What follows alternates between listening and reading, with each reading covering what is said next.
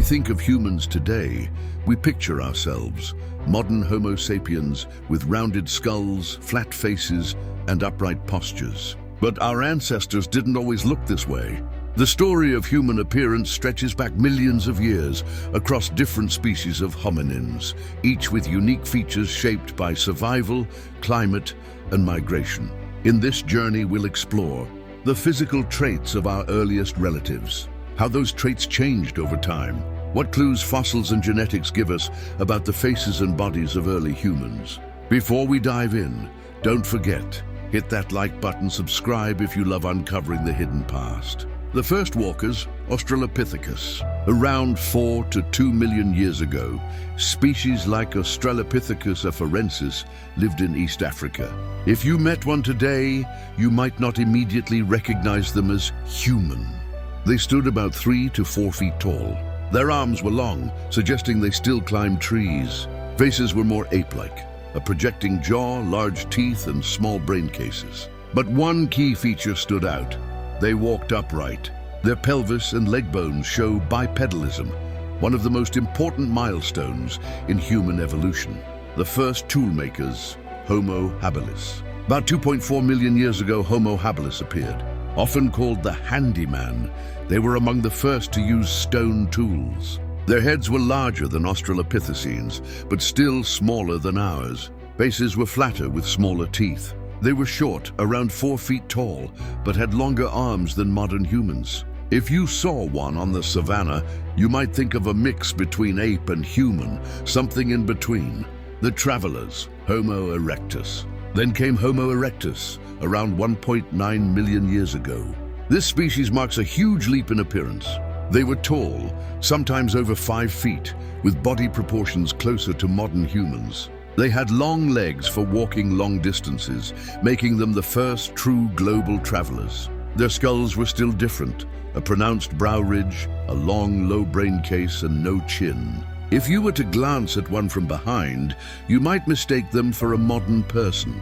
From the front, though, the heavy brow and lack of forehead would remind you they were not quite us. The Neanderthals, our Ice Age cousins. Fast forward to about 400,000 to 40,000 years ago, and you'd meet Homo neanderthalensis, better known as Neanderthals. Stocky, muscular, and well-adapted to cold climates. Faces had big noses thought to warm icy air.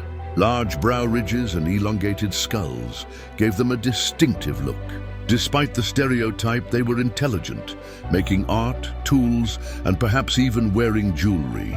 If one wore modern clothes, you might just think they were an unusually robust person. Early Homo sapiens, faces like ours.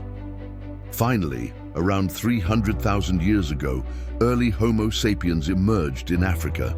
High-rounded skulls with larger brains, smaller brow ridges compared to Neanderthals, flatter faces, and importantly a chin, something unique to us. But even early humans didn't look exactly like us. They may have had stronger builds, darker skin, adapted to African climates, and facial features that varied widely between groups. The big picture. So what did early humans look like? Some looked small and ape-like. Others were tall travelers with strong brows. Some were robust Ice Age survivors. And eventually, they began to look more and more like us. The diversity of appearances in our family tree shows that looking human has always been a moving target. When we picture early humans, many imagine pale bones or stone-like reconstructions in museums. But in life, their skin, hair, and eyes carried as much diversity as ours today. Most early humans in Africa likely had darker skin, protecting them from intense ultraviolet radiation. As groups migrated into cooler regions with weaker sunlight, lighter skin tones gradually evolved to help the body produce enough vitamin D. Hair was also crucial. Early humans likely had thick body hair millions of years ago, but by the time of Homo erectus, much of it had been lost. Sweat glands took over as the main way to cool the body, an advantage for long-distance running and hunting in the heat. The color is harder to trace, but genetic evidence suggests early humans in Africa probably had brown eyes. Variations like blue and green emerged much later as populations adapted to different climates, height, and strength. The physical size of early humans wasn't fixed. It changed dramatically depending on species and environment. Australopithecines were small, almost child-sized by today's standards. Homo erectus could reach 6 feet tall, showing a leap in stature and endurance. Neanderthals weren't especially tall, averaging around 5'5", but they were far stronger than modern humans. Their thick bones suggest powerful muscles built for survival in harsh Ice Age conditions. If you were to shake hands with a Neanderthal, you'd feel the crushing grip of a body built for physical endurance. In contrast, early Homo sapiens were slimmer and more flexible, traits that favored long-distance travel and adaptation over raw strength. Expressions and communication. Beyond bones and muscles, there's another question. What did early humans' faces look like in motion? Fossil evidence shows that as faces flattened and brow ridges reduced, humans gained more subtle facial expressions. Muscles around the eyes and mouth became more visible.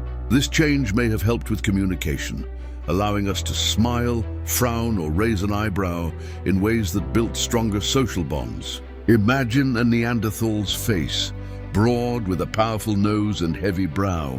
Yet they likely laughed, cried, and shared emotions just as we do. Archaeological finds suggest they cared for their sick, buried their dead, and perhaps even painted on cave walls. Their appearance carried more humanity than many once believed. Regional variation. As humans spread across the globe, physical differences emerged. These weren't new species, but adaptations shaped by geography and climate.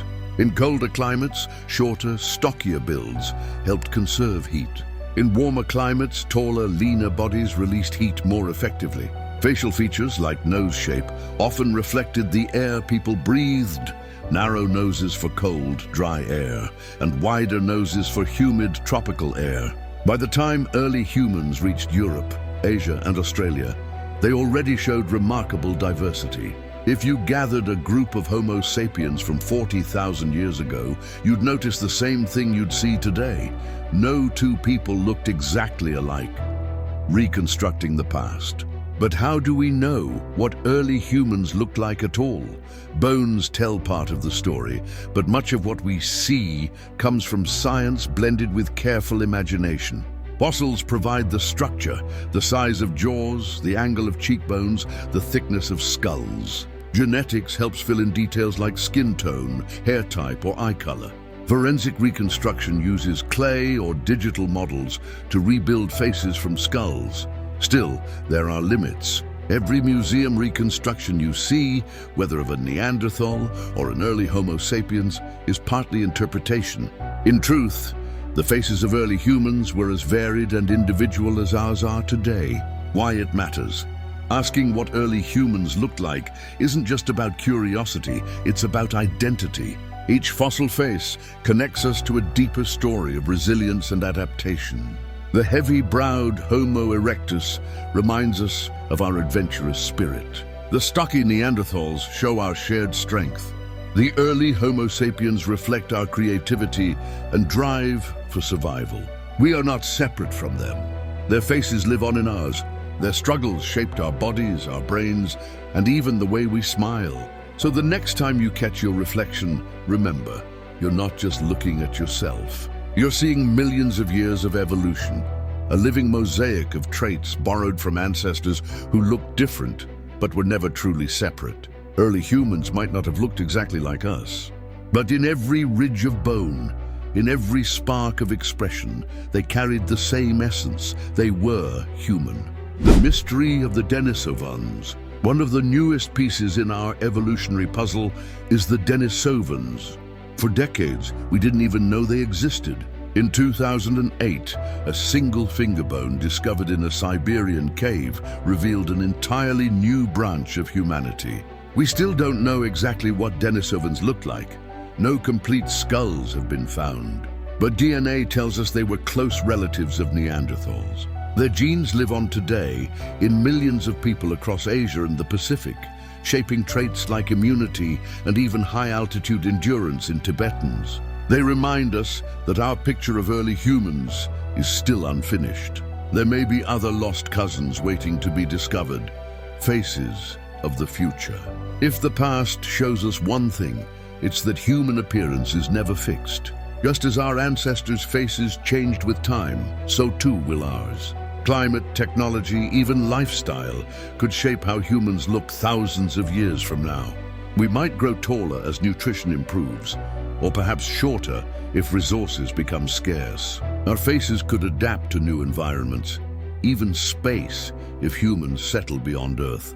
Looking backward helps us imagine forward. Our story of change isn't over. A shared legacy. When we ask, what did early humans look like? We're really asking a bigger question. Where do we come from? The answer is not one face, but many. From the small, upright Australopithecines to the broad-nosed Neanderthals to the mysterious Denisovans, we are a mosaic of all of them. Their survival made ours possible. Every one of us carries fragments of their legacy in our bones, our DNA, and our expressions. In a way, their faces are still with us, staring back through time. The faces of early humans may seem distant, but they tell a story we all share. A story of adaptation, resilience, and connection across millions of years. If this journey through our past made you see humanity in a new light, I'd love to hear your thoughts. What do you imagine when you picture early humans? Which ancestor fascinates you the most?